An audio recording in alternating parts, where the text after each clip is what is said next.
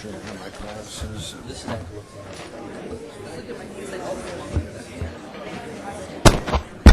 All right. Study code.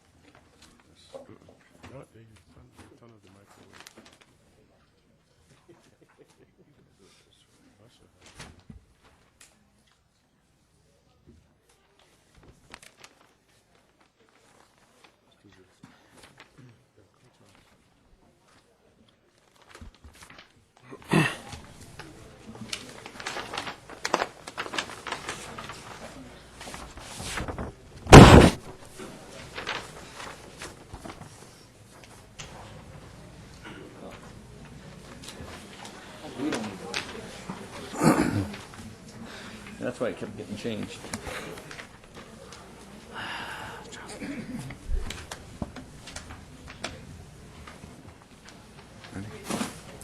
Okay, at this time, I'd like to call a Garden Grove City Council meeting to order. Madam Clerk, would you please call roll? Councilmember Beard? Here. Councilmember Broadwater? Here. Councilmember Jones? Here. Mayor Dalton? Here. And Mayor Pro Tem Nguyen is absent.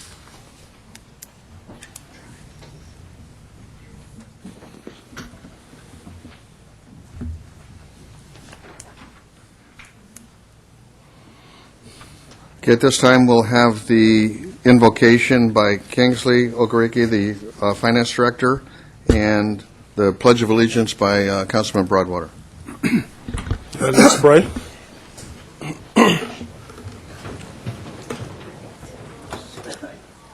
We thank you, Lord, for all those gathered here tonight and for the sense of high purpose we share. As we consider the items before us this evening, we ask that you guide us, give us pure hearts, the strength and commitment to make the best decision for our Garden Grove community. Let your will be clear and let your will be done. Amen. Amen. Please follow me. I pledge allegiance to the flag of the United States of America and to the republic for which it stands, one nation, under God, indivisible, with liberty and justice for all.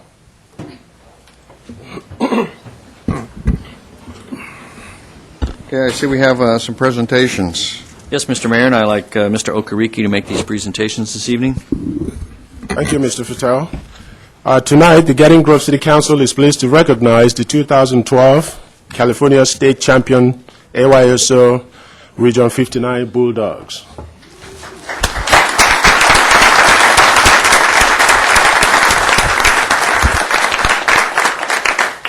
Will the Bulldogs and coaches, Dave Morrison and Steve Howard, please come forward?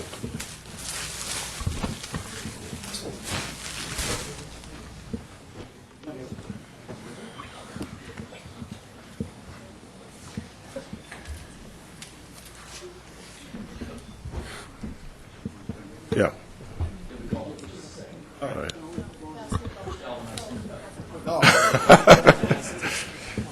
With 12 wins overall, these 10 to 12-year-old soccer stars dominated AYSO's new extra program, which combines a club soccer experience with AYSO philosophies and cost. After being victorious in league play and advancing through the ranks of district championships, the Bulldogs took the field in Cathedral City to compete against some tough opponents in the state championship. Dribbling past Moreno Valley and Van Nuys in the semifinals, The Bulldogs scored early in their championship match against Beverly Hills, ultimately claiming the victory with a 5-0 final score.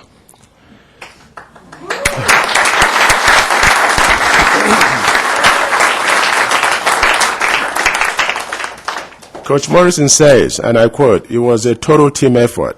5 different players scored in that final game. The kids committed to winning this championship from day one," end quote. So much so that at the first practice, the coaches put forth a challenge that if the team did a super job and took it all the way, he will buy them all Superman socks. And I understand they have it on tonight. As you can see, they got the socks. It has been a blessing to coach these kids, and the tremendous support from their parents and supporters made the season a pleasure, says Coach Morrison, who is also a small business owner in Garden Grove. What's next for the Bulldogs? They will be competing in a top 10 tournament, and then practice begins August 1st for next season. At this time, the mayor and city council would like to present the Bulldogs and their coaches with a crystal trophy in recognition of your championship efforts. All Bulldog players have also received a certificate of achievement. The city of Garden Grove is proud of the accomplishments of the Bulldogs and wishes them the best in their athletic endeavors.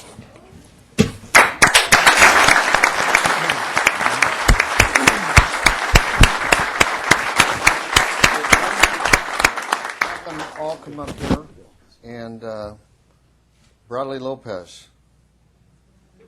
Since I know you, you get to hold this. Come here. Don't drop it. Okay.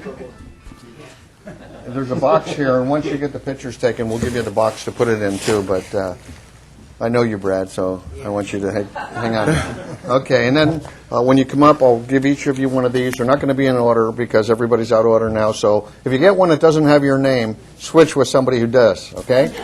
All right. Come on up here, and everybody will get them in the photo as best we can. Yeah. Go ahead, you guys. Bradley, you have to be seen with that. Come on, guys. Come towards the end. Direct them to come down. Never seen you guys shy yet. Come on. If you can't fit them in, might have to have one row kneel down in front of them or something. Whatever you can get. And get the coaches. They're the backbone of this team. Okay? Enjoy. Come on, big guys.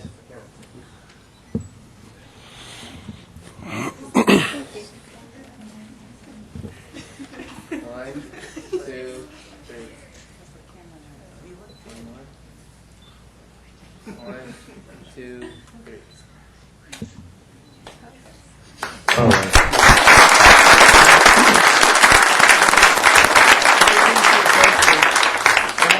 Any of the coaches that want to say a few words, please. Right, podium right there. Yeah. Oh, yeah. Here's the This will probably be the shortest speech these players have ever heard from me. So they're used to me speaking for a long time. The Garden Grove Bulldogs, look at these boys here. These are the leaders of the future. Every single one of these boys has a character that has driven them to success that they are experiencing right now, and it's really nice of the Garden Grove City Council to honor that. Having success without honor is not as sweet as success with honor, and I'm very proud of each one of these boys. This could not have been made possible without a number of different people helping me. Brad Bowling in the back there, Danielle Chung, Steve Howard, assistant coach, and the commissioner, Darren Piccirillo. But more important than that, thank you guys. If you looked at any of our games, you would see we probably had anywhere from 100 to 150 people watching every one of our games, and that kind of support comes from a neighborhood like Garden Grove, and I'm really proud to be a part of Garden Grove. Thank you very much for this honor. Thank you, Tony.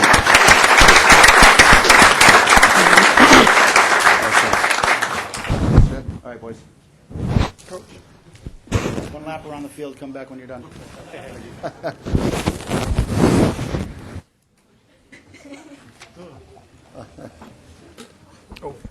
think okay. Whoops. Okay, Mr. Mayor, for our next presentation, the Garden Grove City Council is pleased to recognize Orangewood Academy Girls basketball team for their 2012 Division 6 Southern Section All CIF Championship.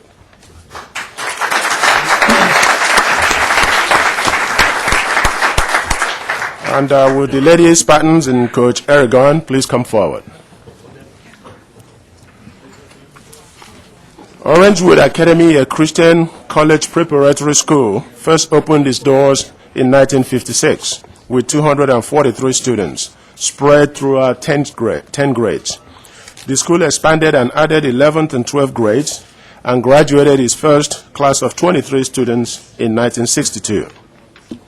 On March 3rd, coming off of a 21-game winning streak in a gymnasium filled with enthusiastic fans, green hair and all, the Spartans excelled defensively to become victorious over the Providence Hall Pioneers with a score of 34-31.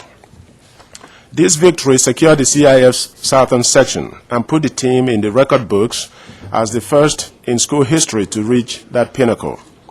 Then just a week later, the two schools met again in competition during the second round of the regional playoffs, and the Spartans' winning streak unfortunately came to an end. Orangewood Academy has been competing in CIF since 1995, and although the school is small, their educational goals of spirituality, scholarship, sportsmanship, and service are obviously working.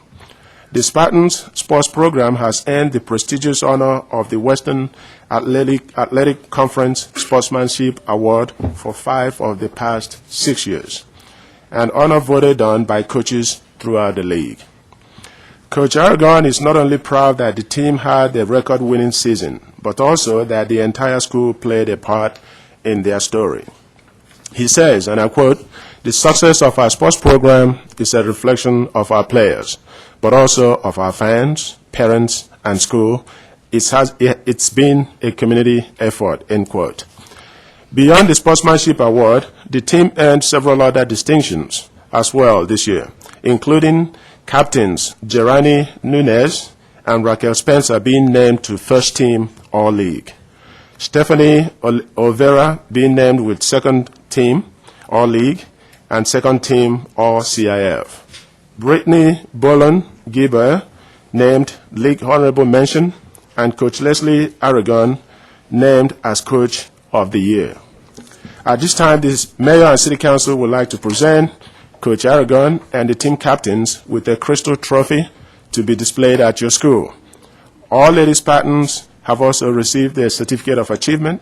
The City of Garden Grove is proud of the team's accomplishment and wishes them the best in their educational and athletic endeavors. Congratulations.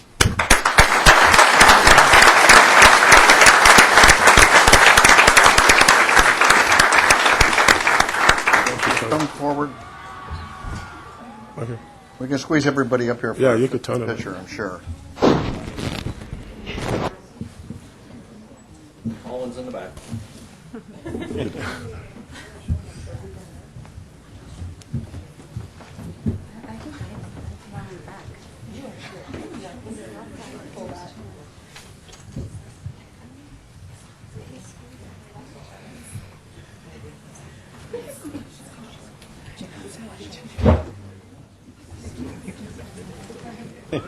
Yeah, that's. Go ahead. Tell them what you're going to do and what you're saying. We're taking photos. Okay. Okay, go ahead. 1, 2, 3. One more. 1, 2. I'll give you these to say a few words. Yeah. Okay, we've got photos. We'll be handing, or you'll be handing those out, the certificates, and would like you to say a few words. Podium. To the City of Garden Grove City Council and Mayor Dalton, we'd like to thank you for this very thoughtful gesture and recognition on your part. I'd like to thank God for the opportunity that He gave us to accomplish this goal that we had set out for ourselves many years ago. It's nice to know that when you put God in first place, good things happen. 17 years ago, we started CIF, and a lot of people put a lot of time and effort into this goal that we accomplished this year. I'd like to thank our coaches, Coach Krell and Coach Monty, for all their hard work, our Principal Tickner for the opportunity to do this, our administrators, Mrs. Cuevas and Mr. Juana Perbo, and more importantly, to the girls for their hard work and for putting the school and the community on their backs for this unforgettable season and unforgettable ride that we had. Mayor Dalton, we have a small token of appreciation. Our fans have been known, are now called the Spartan Nation, and we brought you a T-shirt that signifies our fan base.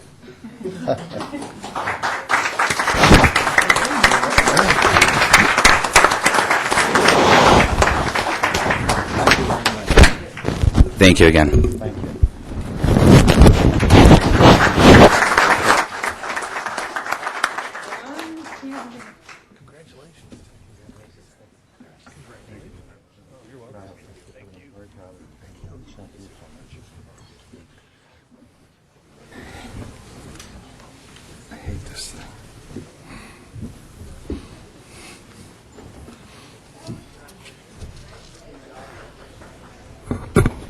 Okay, at this time, we'll go to oral communications for the council and for the successor agency. Peter Katz.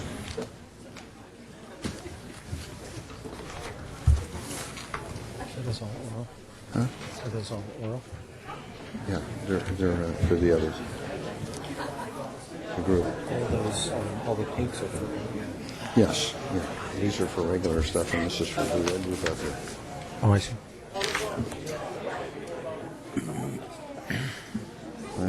Council, this is Okay, this is, how many do we have? This is the only public hearing, I think, 5A and 5. public hearing. Here's a 5B. Okay. Okay, Peter, go ahead. Well, you can wait another 30 seconds or so till.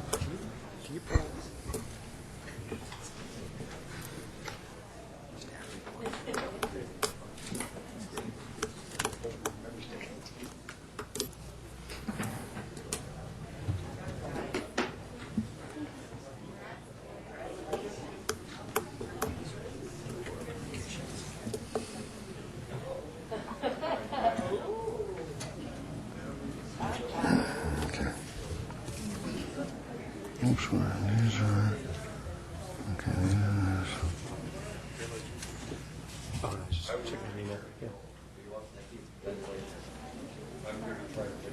good job.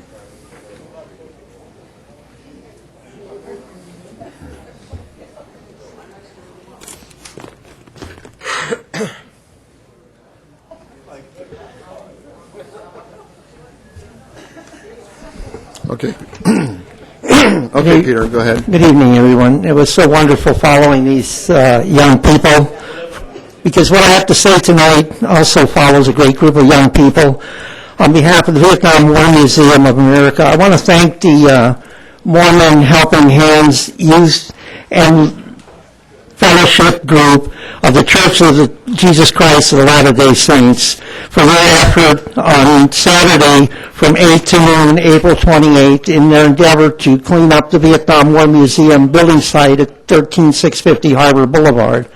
That's at Trask and Harbor. It was so inspiring to see almost 100 young men and women paint, clean, and pull weeds in the spirit of community and cooperation. And this is what service to community is all about. And young organizations, whether they be athletic, church-based, or community-based, this is what's needed to rally and save our communities in this day and age. And Harvey Firestone once said, the growth and development of people, especially young people, is the highest calling of leadership.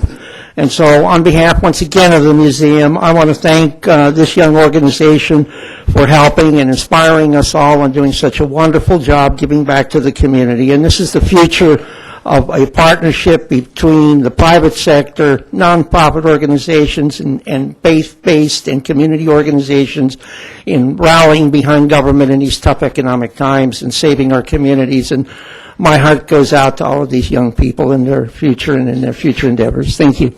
Thank you. Richard Gould.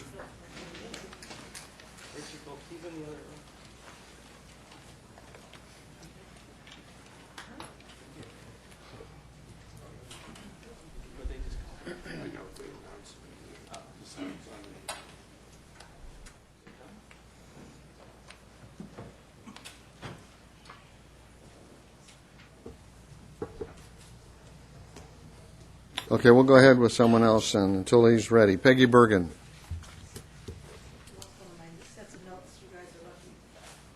Good.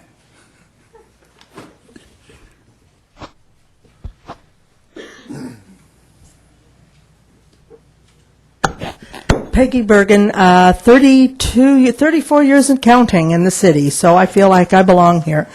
Well, I was surprised I opened my mail today, and guess what? We got a little announcements saying that there was going to be an adjustment in our water and our sewer rates.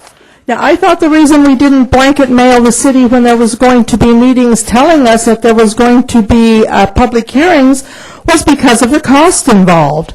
So then how come the cost has gone down so dramatically when you can warn us that it's going to be happening? Most people's rates are so high already when they look at their sewer and water. $4 or $5 is not going to really shock them into, a paralysis or anything. But you were able to tell us that it was going to happen, but you didn't tell us that it was going to be happening and come and complain or voice your opinion. I wonder how come the cost went down in the space of about 6 weeks. But I was very proud of all of our kids that came up. I think that's quite an achievement. Kids, whenever they win in a sport, it's a lot better than just being a player, even though we all say it's sportsmanship. It's really about winning, no matter how young you are. But it's great when kids do that. Now, my one here for the Successor agency, I have a comment on, of course, buying properties and rearranging monies again. Now, one of the things on the resolution for obligations scheduled funding is for $5 million towards a garage on our new water park facility, which as I drove by it yesterday, I was kind of surprised that there's a for sale sign or this property is available sign on that.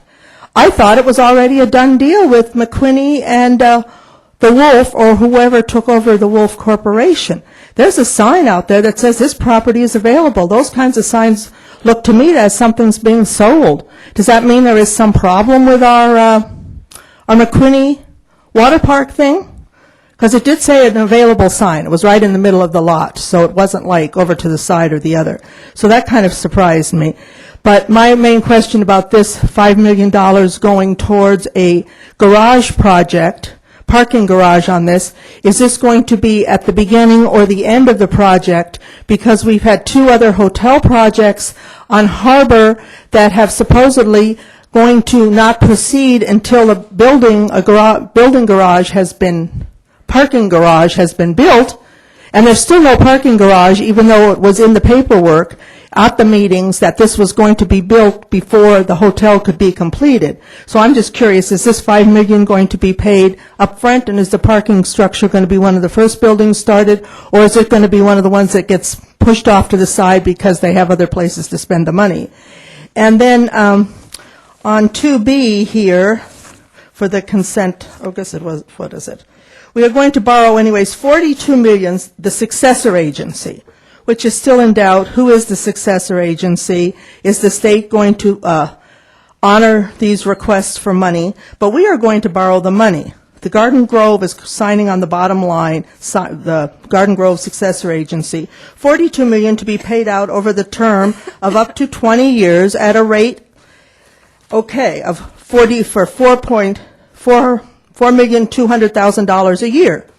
Doesn't that mean $84 million total? Because if you're going to be paying out at the rate of $4.2 million a year times 20, that's not 24. That's not 420. That's 84 million. So somehow or another, that figure seems a little bit weird to me. Okay, but I thought the idea of redevelopment in the first place was that it wouldn't cost the citizens or city council any money. Now, according to an article I was reading, all of the payments, even for the ones that they feel are true obligations, will end after 6 years. Well, it says here we're signing a commitment for 20 years. So what's going to happen for the other 14? Who's going to pay monies out? And one of the questions I did notice on the agency was they start an article, they start one of the staff reports, and they tell us that the amount of land for the water park project is 10.6 acres, and they end by telling us it's 13.7 acres. So has it never even been taken into account how big the project is, how many acres, who owns what, what's going to be used for what? But I'm just kind of curious as to where money comes up for this when you want it to, but not to notify the citizens. Thank you very, very much. I'll be back next time. Richard Gould.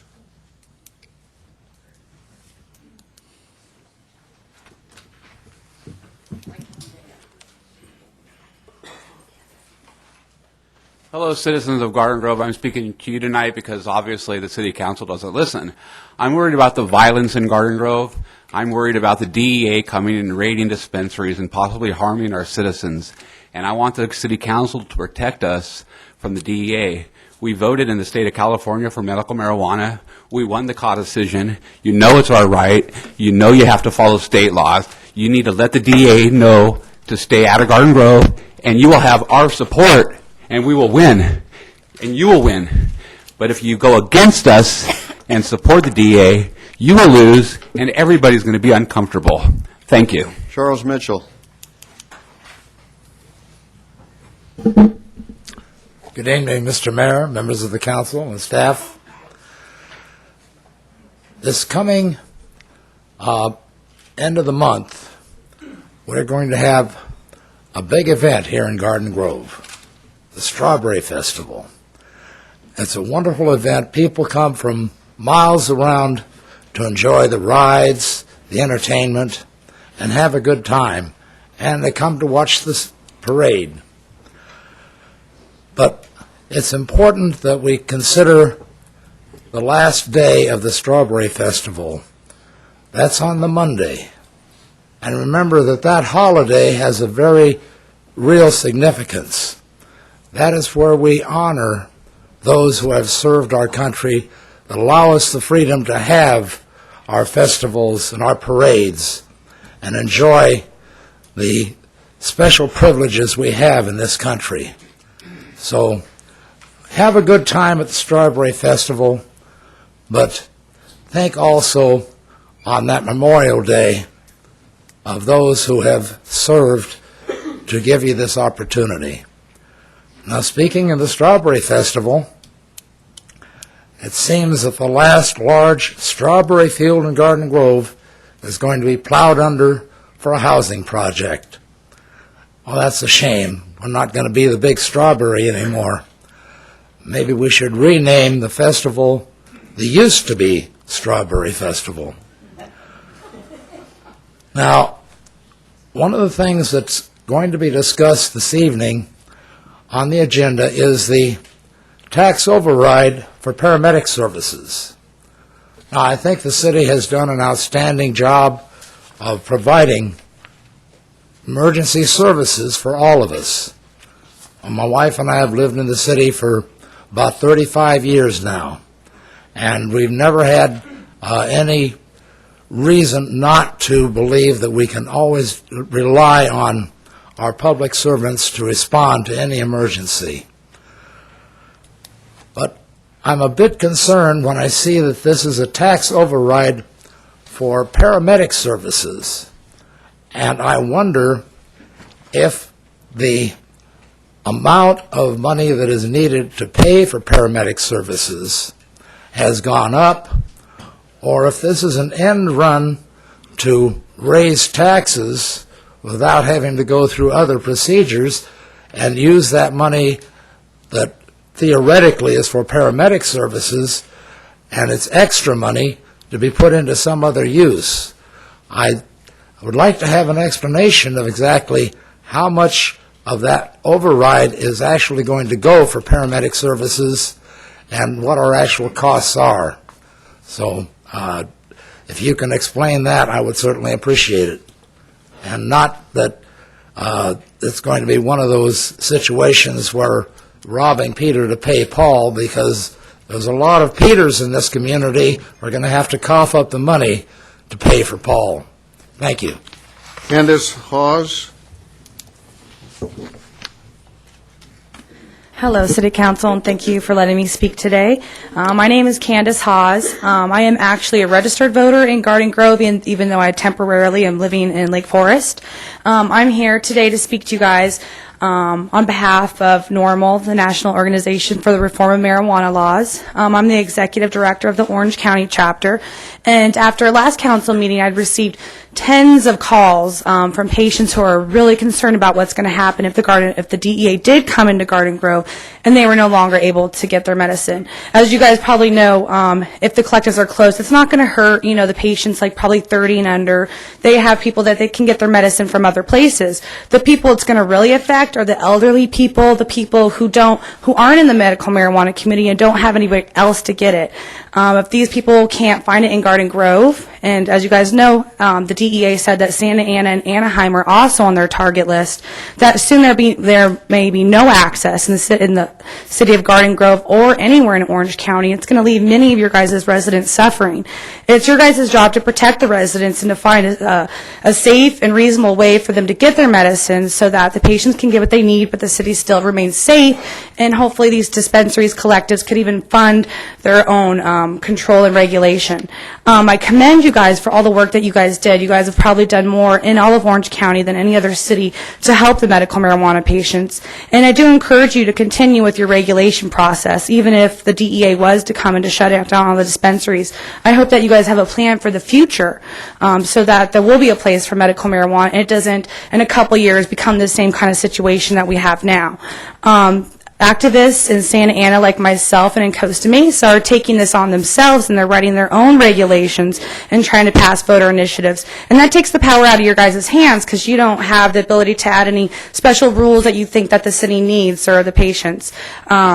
So if nothing does come about, some activists may take this up and may try to run a voter initiative in your city, and most likely there'll be a special election that can cost you guys hundreds of thousands of dollars. And I know you guys have already spent hundreds of thousands of dollars on medical marijuana, and you don't need to go that route. So we would like to keep lines of communication open with you guys. I know that you guys have been some of the best council and police departments, and we really appreciate all that you guys have done with us. I'm hoping that we can continue to work on these regulations and we can solve this problem in Garden Grove. We're not upset with you guys like we are or had been with cities like Lake Forest and Costa Mesa, and we do appreciate your efforts. I just want to let you guys know that medical marijuana patients are paying attention to this. There's thousands of medical marijuana patients in your city, and that if you do reach out and help us, then they'll support you in your future elections. So thank you so much, and I want to set the tone in this meeting that us medical marijuana patients and advocates are not angry with you, but we're worried about what's going to happen. We're worried about this way it may go. We don't want, after the dispensaries are closed, organized crime to move into the city and fill those gaps. So we'd like to work with you guys and open lines of communication. Thank you very much. Elaine Washington. Elaine can't be here. She has to be at her son's CIF game. So she supports medical marijuana. Okay. So someone fill out a card for her? She filled it out. She had to leave if the game started. Okay. All right. John Grace or Gracie, I'm not sure which. Grace. Grace. Okay. Thank you. I'm here to speak tonight in favor of regulated dispensaries in the city of Garden Grove.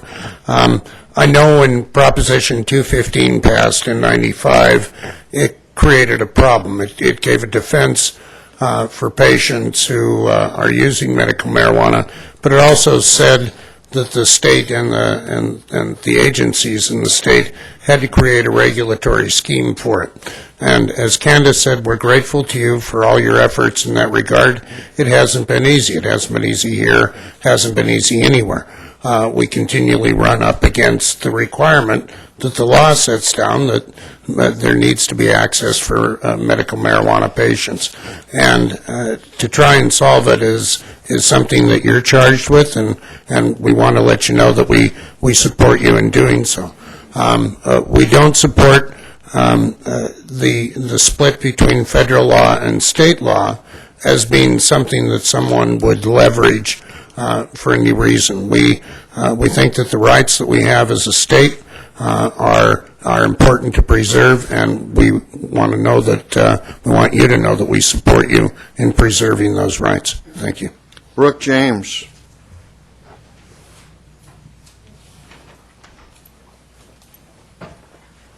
Good evening, Honorable Mayor, Council, staff, and fellow citizens. I've been a resident of Garden Grove for 32 years now, my whole life pretty much. I'm speaking here on behalf of medical marijuana dispensaries.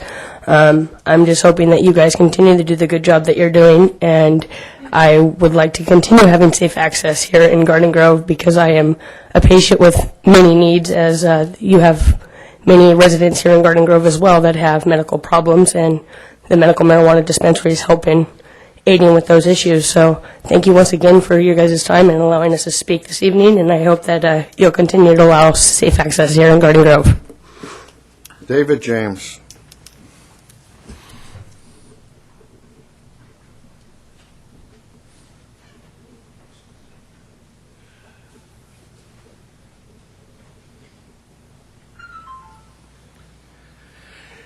Mayor, council members, staff members, and fellow citizens, I'm speaking to you tonight, as a lot of other people in my group, about the medical marijuana issue.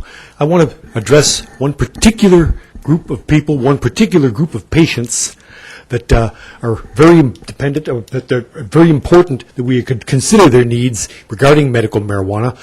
I see a few of you are possibly of my age, some even older. I'm 64, I'll be 65 in August. But people are realizing numerous benefits to the medical marijuana, numerous remedies, numerous ailments that they can take care of with medical marijuana without getting into the heavy, habituating drugs that they get in the pharmacies. And the key issue with the seniors in our community. I see this meeting is held in the senior center. This is part of the city hall. A lot of the seniors in our community have limited access. They cannot drive over to some other city to purchase their medicine.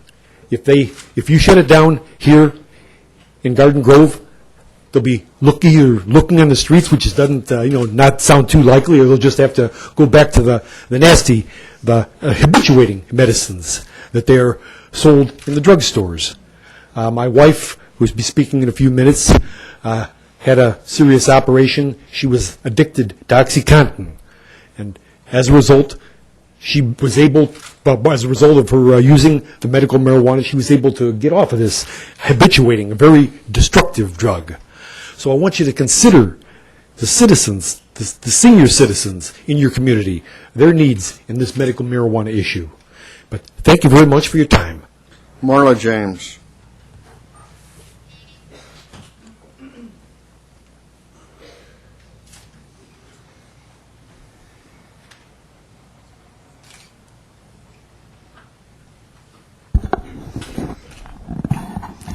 Mayor Dalton, council, staff, Police Chief Rainey. My name is Marla James. I'm the director of Americans for Safe Access here in Orange County. And first I want to thank you all for the work that you've done with the medical marijuana collectives. I know that right now there are a lot of collectives in the city. And hopefully with the regulation, hopefully we'll take that up after November, we'll be able to restrict those to only the ones that are registered. And hopefully that will help some of the problems that are going on in the city. Again, I have a great line of communication with Chief Rainey right now, and we're working with him to help with problem children. That may cause a little bit of a nuisance in the city. And we, Candace, Haas, and I work together, and hopefully we will be able to at least, keep things at a civil pace here. Candace was talking about the initiatives that we're doing in the other cities. Now, tonight, I know that you're working on some tax issues. And part of the initiative that we're looking at in Santa Ana, at least, is a possibility of a 2% tax on medical marijuana. And that might help the city. The 2% would go into the general fund. So, there would be a possibility of, again, us working with you, you working with us. Medical marijuana collectives are important to people like me. I can't grow. I'm legally blind. I'm in a wheelchair, and it's not easy to get into a garden in a wheelchair. So I can't grow, and I depend on these collectives to help me with my medicine. Most of them will give me my medicine for free.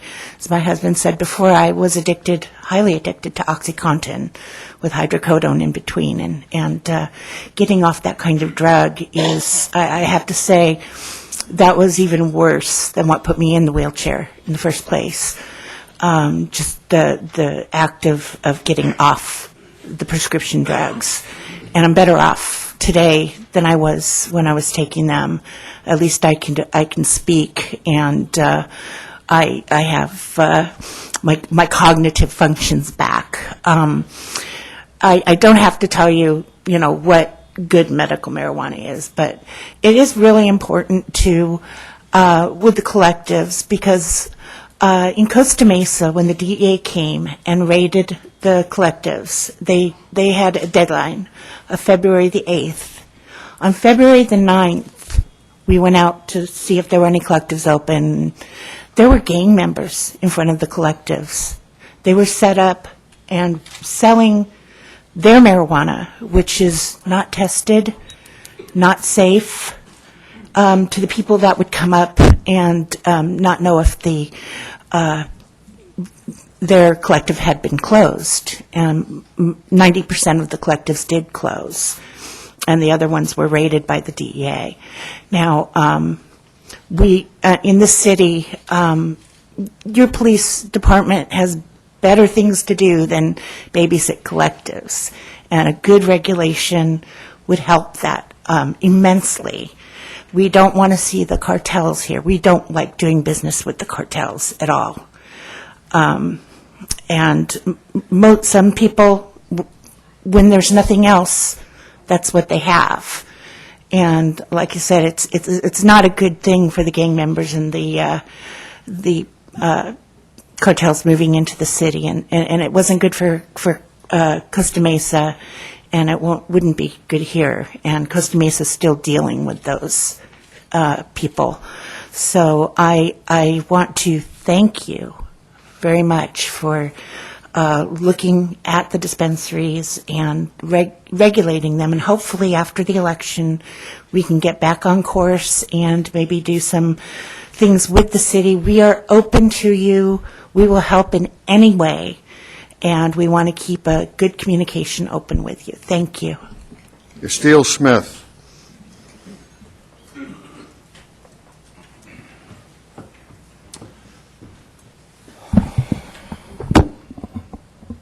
My name is Steele Smith. I am the director of the Greater Orange County Collectives Alliance. I want to thank you all for addressing the issue of medical marijuana in your city in a responsible way. I want to very briefly thank the council for all the work that they have done over the past year to establish a registration process. I know that it costs the city a lot of time and effort and staff and resources to do this. It was the right thing to do at the end of the day. I feel y'all are on the right path, and if we just keep working together and, again, leave the lines of communication open with the community as well as with the council, I think we can do this together and be the model in Orange County, a positive role model. So again, I want to thank you. Mrs. Vincent Wilson. Ms. Vincent Wilson.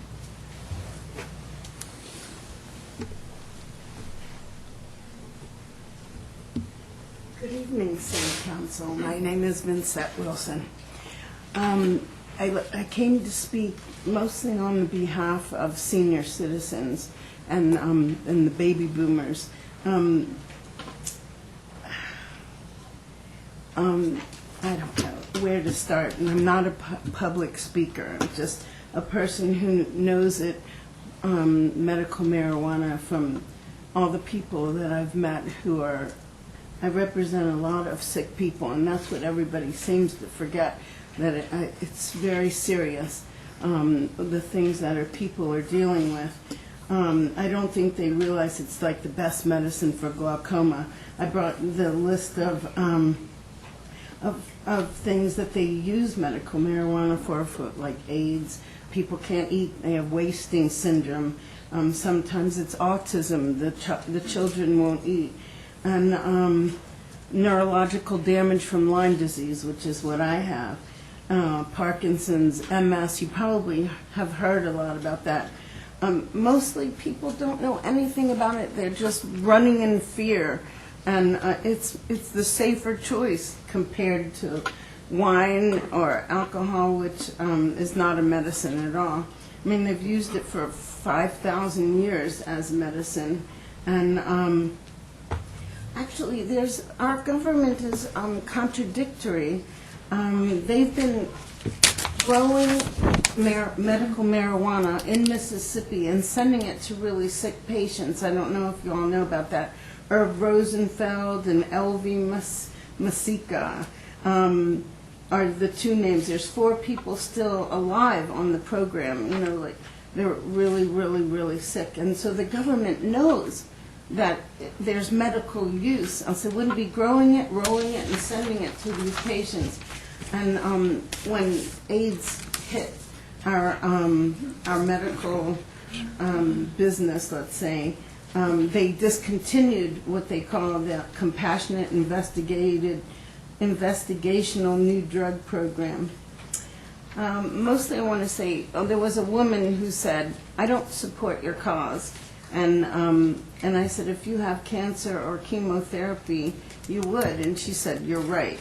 And I just want to remind people that it's necessary that we help these people, that they don't have to always go to the pharmaceuticals that kill their body functions and pain. But thank you for letting me speak. Okay, at this time I'll close oral communications. And if members want to make any comments, they can now, or we can go to the successor agency. Well, let's go to successor. Okay, I'll recess the council and we'll go to the successor agency. Thank you, Mayor. We'll call to order the May 8th session of the Garden Grove Successor Agency. Terry, would you like to call roll? Sure. Member Broadwater? Here. Member Dalton? Here. Member Nguyen? Here. Vice Chair Beard? Here. And Chair Jones? Here. Okay, we've done oral communications consent items. We have 2 items. Anyone? Move approval. Second. Call to vote. Motion received, 5 yes votes. No public hearings. We have items for consideration 4A. Mr. Chairman, the first one is proposed resolution approving the next round of recognized obligation schedules for the period of July 1 through December 31st. And Jim Dillalong is here to give a staff report on this item. Thank you, Mr. Fatal. Good evening, Mr. Chair and members of the agency. The item before you tonight is to request approval of the Recognized Obligation Payment Schedule, or ROPS, for the period covering July 1, 2012 to December 31st, 2012. As was the process regarding the first ROPS, once approved by the successor agency, it will be presented for consideration to the Oversight Board for approval. From there, it will be transmitted to the County Auditor Controller, the State Controller, the State Department of Finance for review, and then it will also be posted on the city's website. This ROPS is essentially a continuation of the ROPS approved for the period covering January 1, 2012 to June 30, 2012, and contains the same projects and items. At this time, staff recommends the successor agency adopt the attached resolution approving the recognized obligation payment schedule and authorizing certain actions pursuant to Part 1.85 of the Dissolution Act. That concludes my presentation, and staff is available for questions. Thanks, Jim. Any questions of staff? Move approval. Second. Call to vote. Item 4B. Motion received, 5 yes votes. Mr. Chairman, we have yet to receive any formal notice from the Department of Finance regarding the first ROPS, including the Water Park Hotel, and we've been advised by our agency counsel that it's probably prudent not to take action on this item this evening. So we will be pulling this item from the agenda. Okay. We'll go on to matters. Do we have any matters from agency members? Seeing none, we'll adjourn. Back to council.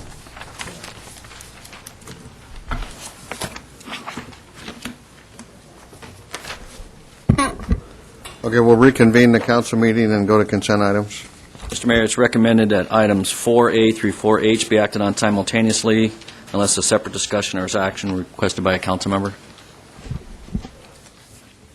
Okay, hearing none, I'll entertain a motion. Move approval. Second. A motion, a second, call for the vote. Motion received, 5 yes votes. 5A, public hearings. Mr. Mayor, 5A is a public hearing. Actually, you have two of them.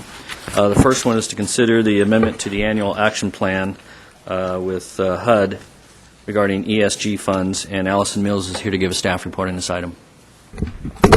Good evening. The item you have before you is substantial amendment number 1 to the 2011-2012 action plan for the use of emergency solution grant funds. Recently, the city received an allocation of $64,038 in Stage 2 emergency solution grant funds. HUD rules require that a substantial amendment to our existing action plan be drafted for all new HUD funding. This substantial amendment is proposed to appropriate the Stage 2 Emergency Solution Grant funds to the city's homeless prevention and rapid rehousing efforts, and to update the city's program rules to comply with HUD's interim rule changes. The Stage 2 allocation will be carried over and budgeted in fiscal year 2012-13. We are currently in the public review and comment period for the amendment to the action plan, which has been available for public review and comment since April 6th and continues until the conclusion of the public hearing tonight. Last night, the Neighborhood Improvement and Conservation Commission held a public hearing to receive comments on substantial amendment number 1. No comments were received, and the Commission unanimously recommended transmittal of the amendment to Council. Tonight, you're asked to conduct a public hearing to hear and consider public comments and approve substantial amendment number 1 to the 2011-2012 action plan. That concludes my presentation, and I'm available to answer any questions that you may have. Thank you. Any questions for staff? Okay, at this time, I'll open the public hearing. Cassandra Novak Toby? Not A, sorry. Oh, I'm sorry, it has 5A on it. Yeah, I shouldn't have. Okay. I apologize.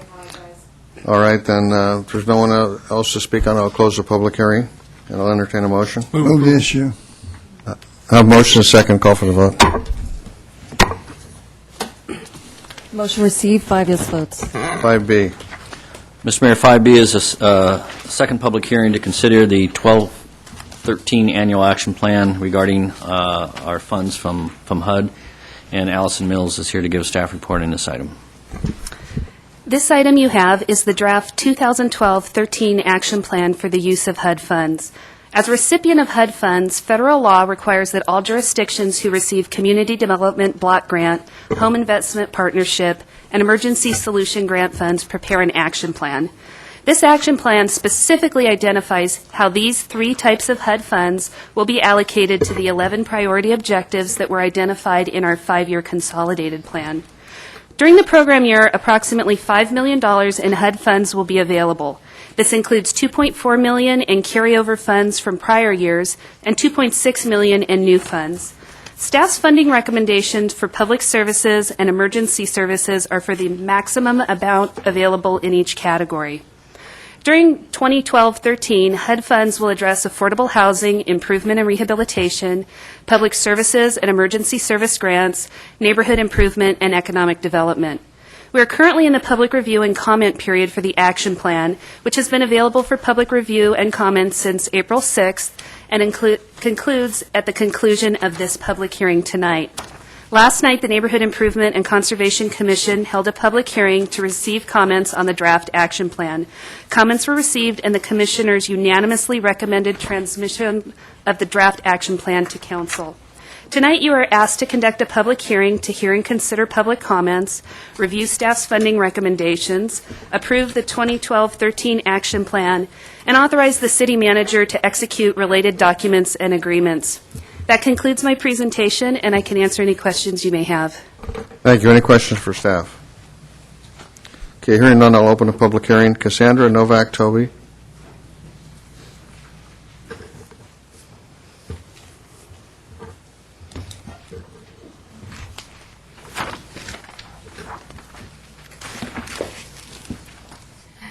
Good evening, Mayor Dalton and City Council. I appreciate the time to come before you and staff today.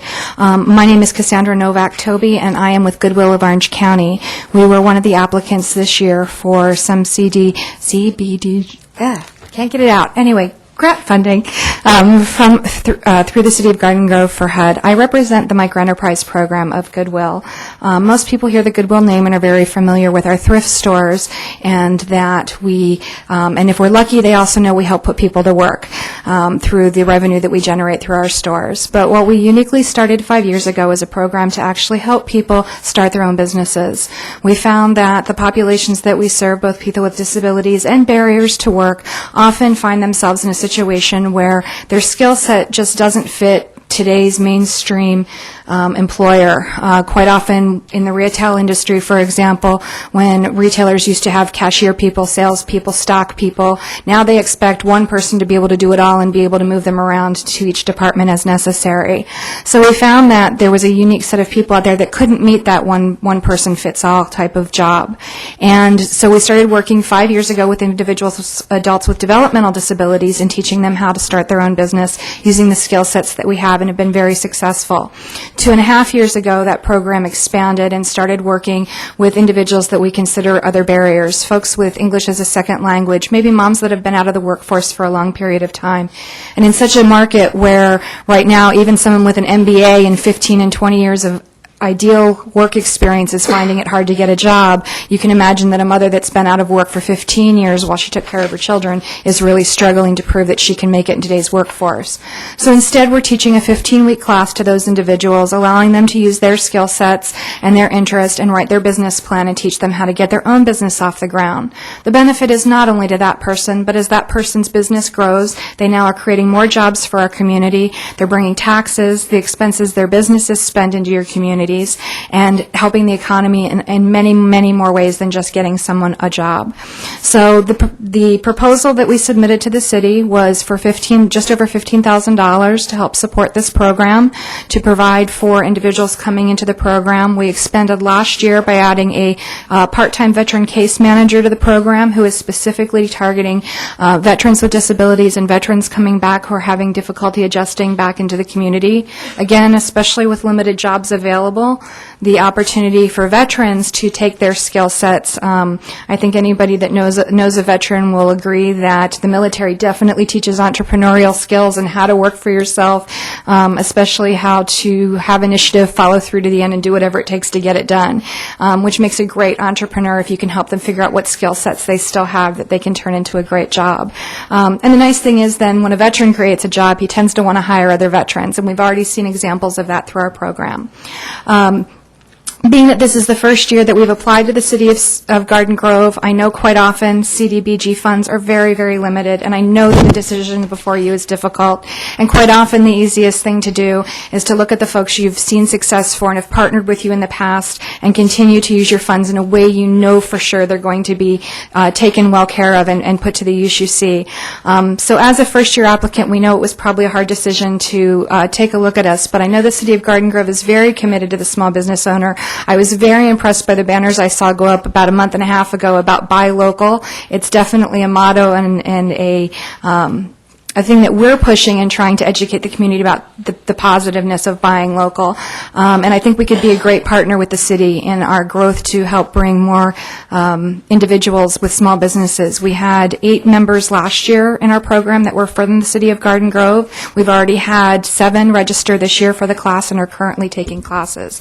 So without funding and help, we've already started to hopefully give back to the City of Garden Grove, and we hope with your continued support and reconsideration with even some funding, if not the whole $15,000, that maybe we can continue to partner and help.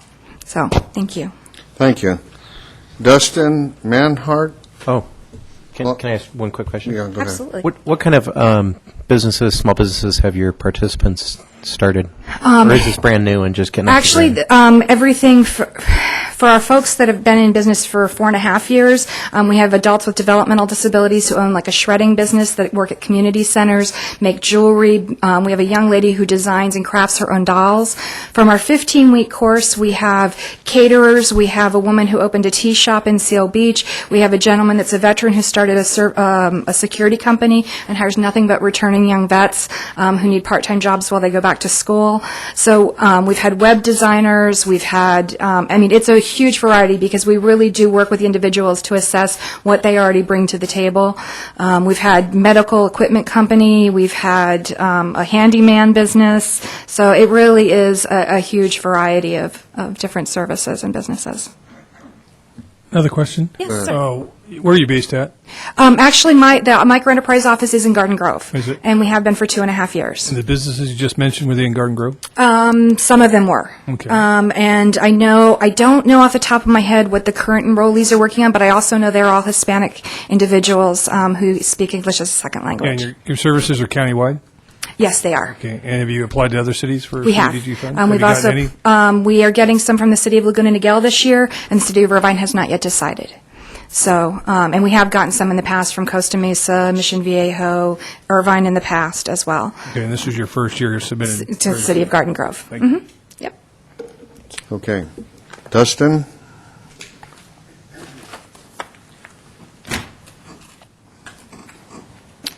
Sorry, Mayor Dalton. That's Dustin Manhart. My handwriting's a little sloppy there. First of all, I want to thank you, Mayor, and City Council members for allowing me to come up here and speak.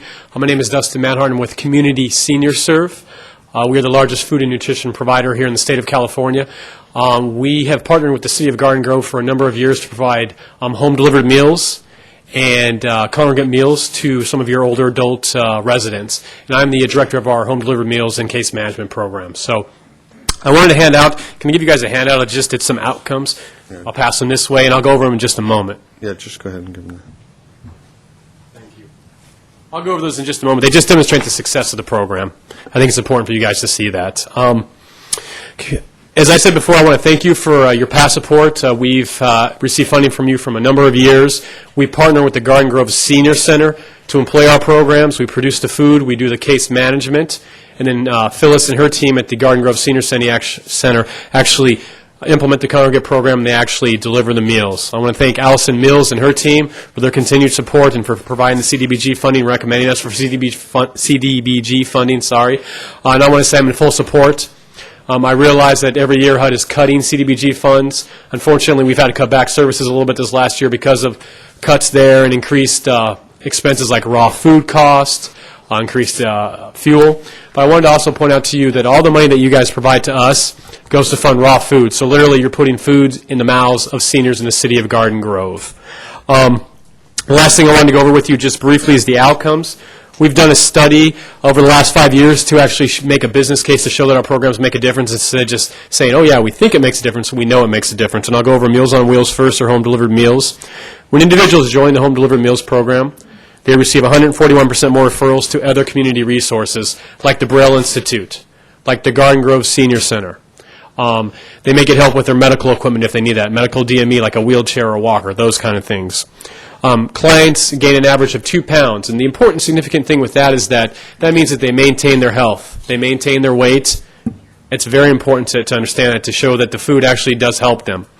Number 3, we do a depression scale with them every time, 4 times a year when we do these assessments. And after individuals join the program, there's a 20% increase in sense of well-being, meaning they feel better about themselves. They not only get the food, but they also get a volunteer who delivers the food to them on a daily basis, so they can interact with somebody for anywhere from 2 to 5 minutes on a daily basis that checks up on them.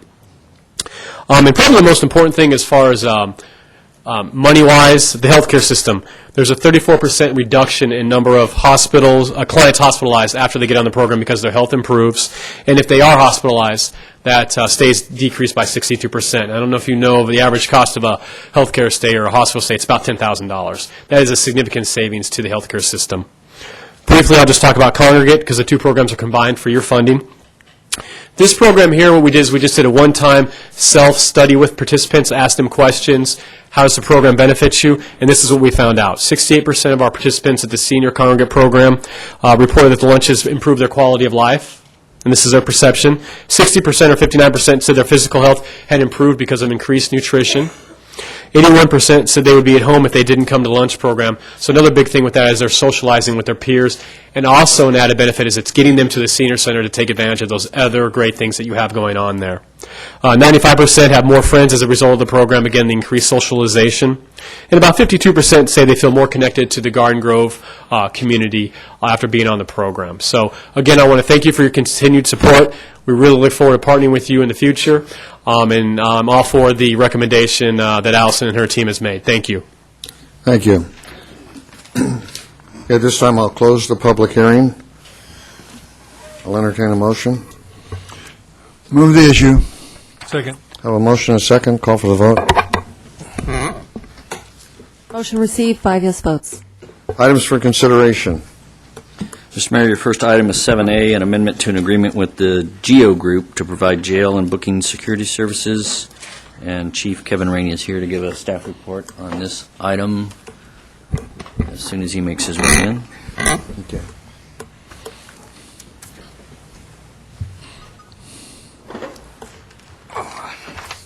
Good evening, Mr. Mayor and members of the City Council. The item before you is a request from the Police Department to extend our contract for jail booking and services with the GEO Group through June 30th, 2015. The Police Department has been contracting jail booking and security services since the year 2000. Initially, our service provider was a company known as Correctional Services Institute. The company has been purchased over the years by 2 larger corporations, and the company is now part of the GEO Group. Their service over the past 12 years has been excellent, including excellent annual reviews conducted by the Orange County Grand Jury, and also passing 4 different evaluations conducted during our accreditation process. The outsourcing of jail booking and security services continues to increase the time our officers are available for field service calls.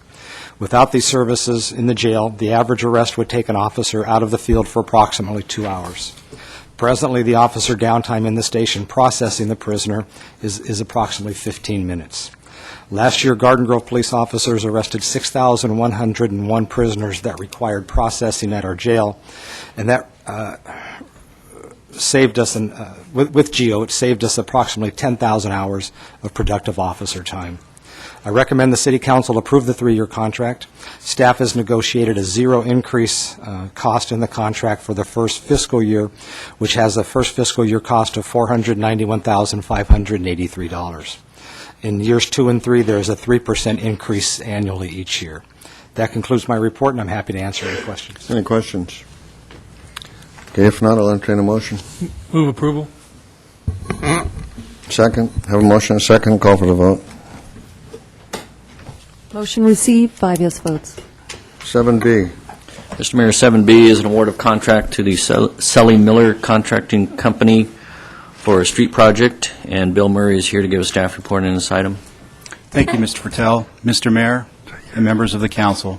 Tonight, council is being asked to award a contract to Selly Miller Contracting Company for the city's 2012 local street rehabilitation project, and to reject pavement recycling systems non-responsive bid, and to waive minor bid irregularities stated in the PRS bid protest. The primary locations for the rehabilitation work will be in the center of the city, around Dale Street. This was previously part of the city's neighborhood improvement efforts for last fiscal year. Late February, staff received 6 bids, 5 of which were qualified, with Selly Miller Construction being the lowest bid with an amount of almost $3 million, and this will provide for about 1 million square feet of rehabilitation. Should the council decide to award the construction contract tonight, the contractor will begin work in late May, with the bulk of the work being completed by September. The funding for this contract is within the approved Public Works budget for this fiscal year and uses Prop 1B funding and gas tax. This concludes staff's report. I'm here to answer any questions. Now, I'm sure they're going to ensure that we don't dig up streets twice. You know, how sometimes things are put in and then 6 months later somebody says, gee, we need gas lines or we need a sewer line, and we tear it and have to redo it. I'm sure you've checked into this and that won't occur. We've done our best to ensure that it won't happen. Okay. Any other questions? Yeah, quick question. The pavement, the protesting company, have they ever done work for the city before? I believe they have. Okay. The protest was simply, they forgot to enter a bid amount. Okay. So, Incomplete application. exactly. Okay.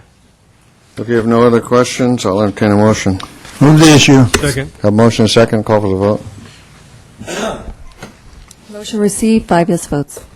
7C. Mr. Mayor, 7C is a resolution approving affordable housing agreement with Tamerlane Associates for a purchase of property on Tamerlane, and Greg Brown is here to give a staff report on this item.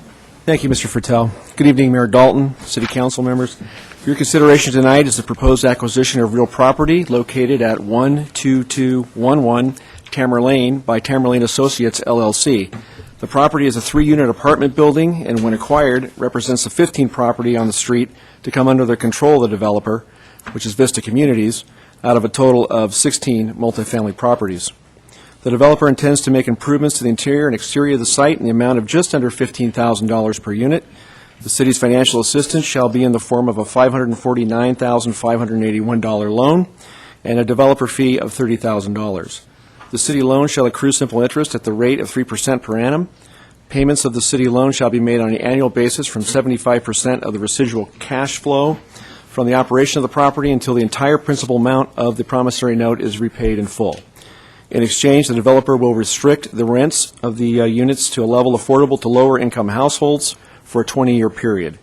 Pursuant to the attached affordable housing agreement, the city's assistance will be financed from available proceeds from the sale of other city assets and properties. We recommend that the city move and approve the recommended actions as outlined in the staff report. And that concludes my report. Staff is available to answer any questions you may have. Thank you. Thank you. Any questions for staff? Hearing none, I'll entertain a motion. Move the issue. Second. A motion and second, call for the vote.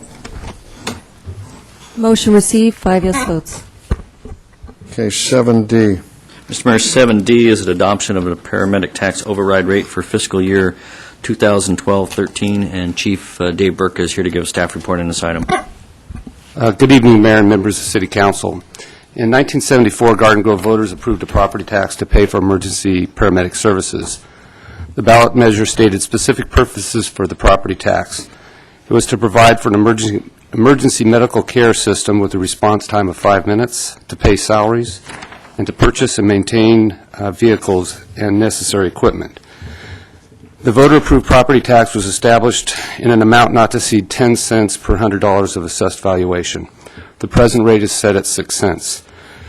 Today, to provide an emergency medical care system that is able to maintain a 5-minute response time, there are 2 paramedic engine companies, 3 paramedic assessment engines, and 1 paramedic squad.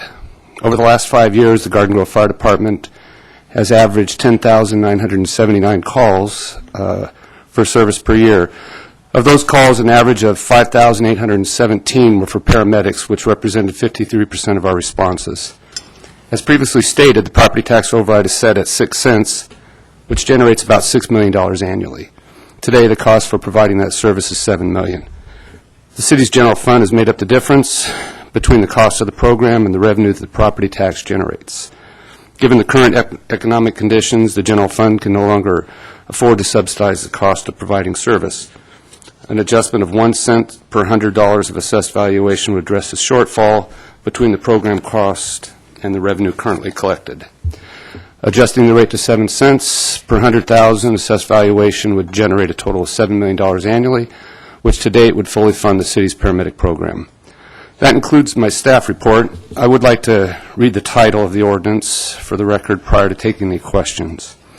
An ordinance of the City Council of the City of Garden Grove establishing the amount of money for paramedic services that must be raised by an ad valorem tax override and setting the tax rate of said override. Okay, any questions or motions? Just a clarification, just to highlight something. One of our speakers mentioned that this may be an attempt to balance our budget or use these revenues for some other purpose, but this is total cost recovery, correct, for these paramedic services? This is total cost of providing the service. And the last time we had an increase was 74, did I hear that right? No, 1974 was when the voter initiative was passed on the ballot. Yeah, 38 years ago, okay, so we're making up basically $1 million. We're making up $1 million. City for the service. Yes, that will totally cost to cover. So it stands alone, so we're not subsidizing from a general fund? That's correct. Yeah.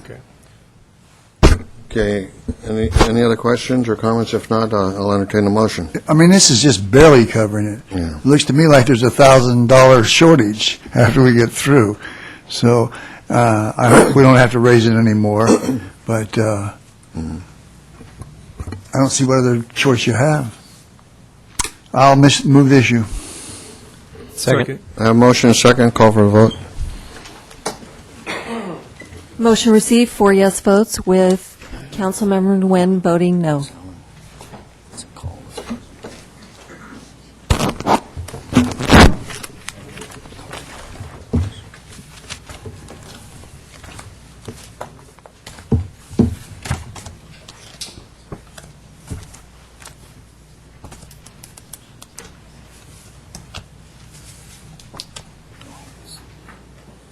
Okay, I'll go ahead and...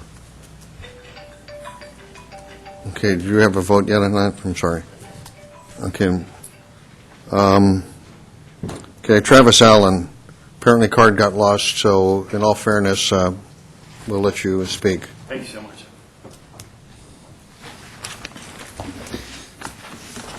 Hello, my name's Travis Allen. I'm a candidate for the 72nd Assembly District. I've lived in Orange County for 20 years. I'm a business owner and investment advisor, which I've been for the last 16 years. We run a conservative money management practice. Average client has been with us for well over 10 years. Average age is about 62 plus. For a number of years, I've run my business very conservatively, but paid attention to the state in which I live and seen our business climate decline steadily. I'd like to read you some numbers that pertain to this. California now has the second highest personal income tax in the nation. We have the sixth highest business tax. We have the second highest gas tax, and we have the highest capital gains tax. Furthermore, of our 37 million people that live here in the state, 144,000 of those people pay over 50% of our state's total tax. As a matter of fact, I was driving in the other morning to work, and I heard on NPR they were really glad that Facebook is going to do their IPO here in California, reason being that it might help the state's budget mess that we're currently in. And I thought this is fundamentally wrong. What we're doing is we're placing more taxes on our state's most productive citizens. And from a purely economic standpoint, this would seem to be driving out many of our best and brightest from the state. Obviously, a ton of us are still left, but 869,000 people have left between 1992 and 2008. They've left our state for Florida, for Oregon, Arizona, many other states around the country that have lower taxes or no taxes whatsoever on personal income. This is a salient point because in the years that they left, in the single year that they left, they took $44 billion of tax revenue with them in the 1 year they left. If you add up the cumulative effect of them being gone for those 16 years, it's over $500 billion because remember, once they left, they didn't come back. So they have taken $500 billion in tax revenue out of our state. To put that into perspective, our current state debt is $361 billion. So had we been more successful in retaining these high-income earners and these higher taxpayers, we would not only have paid off our state debt, but we have $139 billion sitting in a rainy day fund for us. So in conclusion, this is why I'm going to Sacramento. I'm going to Sacramento to stop the tax increases that we're seeing. As a matter of fact, we have more tax increases coming on the June ballot, more proposed for November. Last time I was at the grocery store, they had 5 petitions, and 4 of them were for tax increases. So Sacramento fundamentally does not get this message. So I'm going to Sacramento to stop the tax increases and to roll back the burdensome business regulations that are driving jobs out of our state. Thanks so much for your time. My name is Travis Allen. I'm running for the 72nd Assembly District. Thank you. Okay, matters, Mr. Broadwater? Well, I'd like to address the issue of the medical marijuana is what they call it. You know, we heard a lot of talk about helping old people, and somebody said even that they give it to their children. That really is unbelievable. Wait a minute, this is not a debate, okay? We were courteous. We allowed everyone to speak that put a card in without comments. We're waiting, and I expect the same out of you. I don't think that we ever had any intention of doing anything with medical marijuana in this city that's not done in any other city. However, the federal government let us know that we weren't going to do it, and they were going to take us into court if we did. I don't think that it's a pleasure having 90 medical marijuana facilities in the city of Garden Grove. I think it's a disaster. And there's one right across the street from where I am a lot of times, and you never see anything over there but a bunch of youngsters. I mean, you don't see anybody on crutches going in there, or ambulances delivering people to buy their medical marijuana. I mean, I think it's a farce. I mean, basically, to support 90 medical marijuana stores, what does that take? They're selling to anybody and everybody. And we're fighting over all of this in a lot of ways when Philip Morris just developed new equipment to do nothing but package marijuana. And so there are big eyes. There'll be a lot fewer stores here one of these days, and it's just machines if it goes the way it's going. I certainly don't want to be the marijuana capital of Orange County or the United States or anything else. I think it's despicable what is being done. I wish we could do something about it. Anyway, I want to thank everybody that turned out for the paint out at the museum. I mean, it really looks great. It's just unbelievable how good it looks after that. And we had about 100 turnouts. A lot of people had heard about it and just showed up to work, and it really went well. Mr. Baird, I saw your web page. Looks excellent, sir. I hope you get a lot of hits on it. And I think it's about all I have for tonight. Ms. Wynn. I want to thank the Helping Hands youth and the fellowship youth that came to help out at the Benham War Museum. I think it's going to be a good project for all veterans in the United States in general, and specifically in Garden Grove. I don't think it's something just for the Vietnam War veterans. And another holiday is coming up, and I always love holidays because that means that we can buy and spend in Garden Grove and help out our small businesses as well as our big businesses, and that's Mother's Day. So don't forget your mother, and take her out in Garden Grove and buy her things in Garden Grove. Thank you. Mr. Jones. I have nothing to add. Thank you. Beard. Just a few items, and that is, I commend Councilmember Broadwater, Mr. Katz, and all those volunteers that went out and worked on the museum. It's a great start. It's a great project, and I commend you for your leadership and all those involved in the nonprofit efforts to make that museum a reality, which it will eventually be.